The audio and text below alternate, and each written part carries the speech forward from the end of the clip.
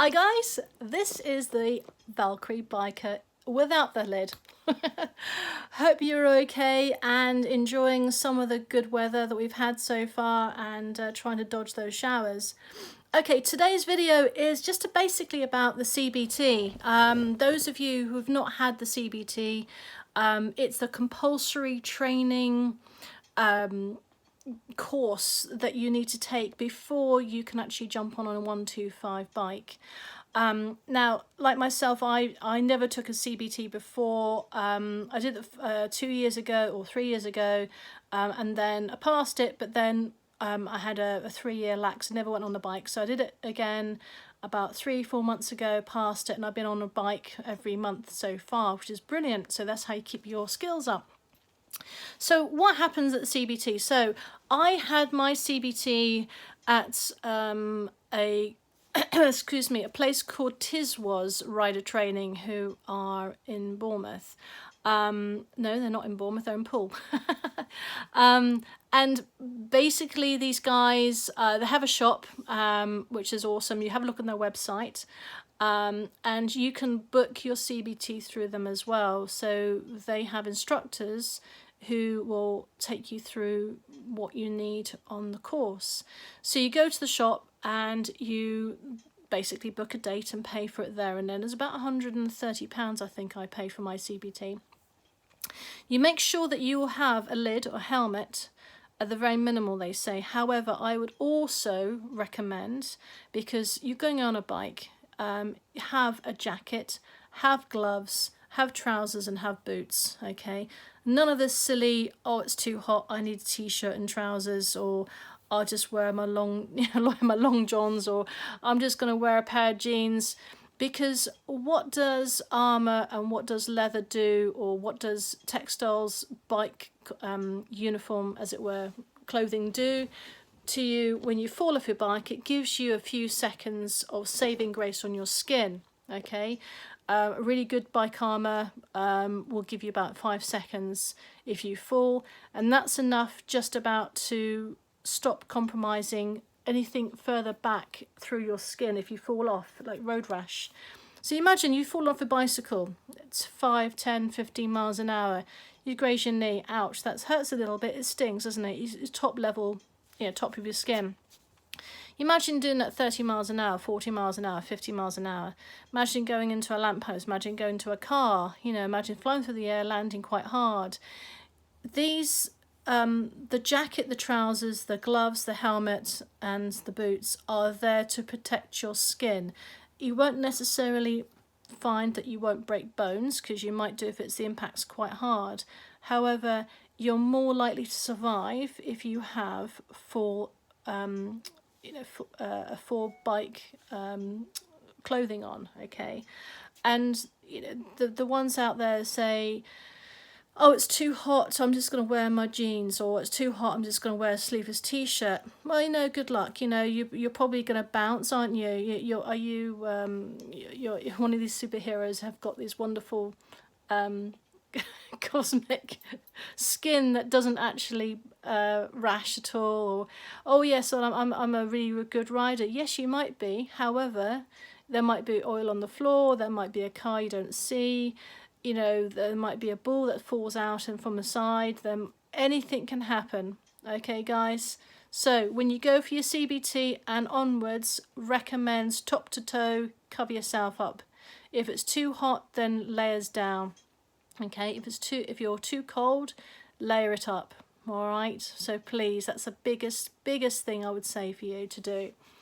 Okay, so when you take your CBT, get to the training area about 20 minutes beforehand if you can. Then you know where it is. For the Tizwas, it was in Kings Park in Bournemouth. I had a bit of a trek to try and find it through the sat-nav, but I found it in the end. So I'm glad I gave myself more than 20 minutes to get there. It also gives you a chance to sort of calm down, have a drink, relax, try to compose yourself, because you might, if you're like me and a bit worried about stuff when it comes to tests or courses or anything, you might be a little bit worried about things, which you shouldn't. You'd be fine. Okay, so the other thing they want to do is make sure that you have your driving license with you. Okay, so they know that you are legally allowed to jump on a motorcycle 125 and to practice. And then they all also have to sign a declaration of accident insurance as well for their benefit as well, which is completely normal and above board, so let them do that. Okay, in our case, because of COVID, we had to have face masks and social distancing, but you know, hopefully in time this will then start decreasing, but who knows, you know, follow whatever the procedures they ask you to. Okay, give yourself a packed lunch and some water as well, because you'll need that. And then when you meet your your riding instructor, he'll explain to you what the course is going to be about. He'll give you a little earpiece to put in your ear, so you can hear what he's asking you to do, but you can't speak back. It's just instructions only, which you'll need when you have the test at the end of the day.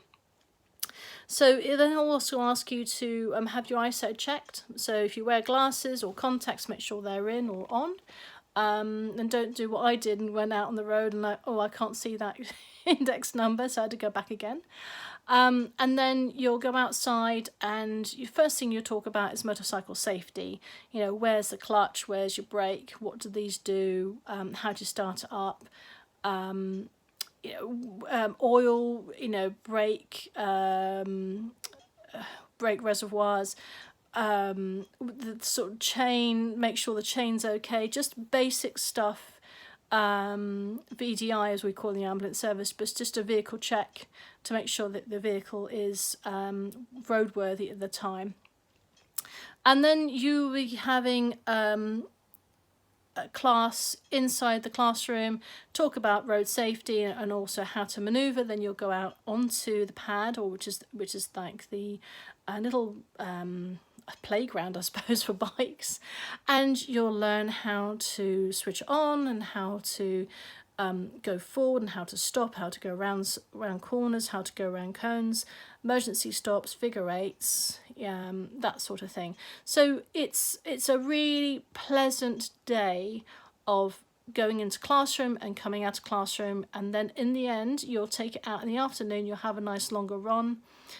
Either you'll be in front of the instructor or behind, and you will then be tested on your knowledge. If you don't get it right that time, you can go back, retry again. Like, I can't get my emergency stop right, so you go back, retry it again, come out on the road, and then make sure that you can show that you can do it. Okay, and once you've done that, any questions, you can just ask them any questions, and they will then give you a pass piece of paper, which is valid for 2 years.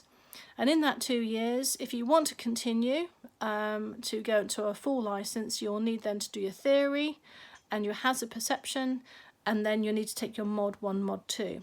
Okay, if after 2 years you don't do those and you just want to continue on an L plate, then you have to take your CBT again, and that's valid for another 2 years.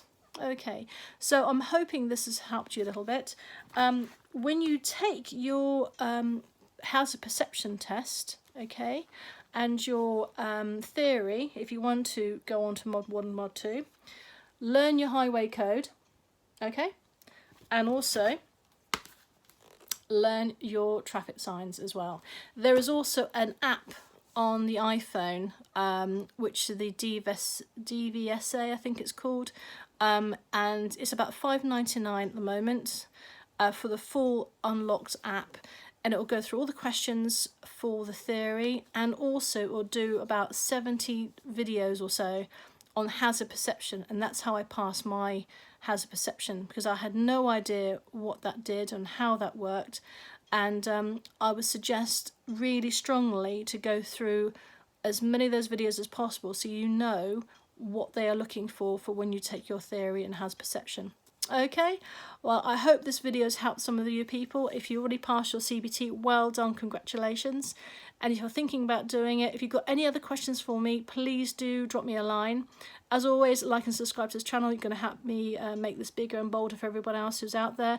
I'm still a learner rider and happy to admit it, but any questions you have for me, I will sure to find out for you. Okay, take care, ride safe, and see you soon. Bye bye for now.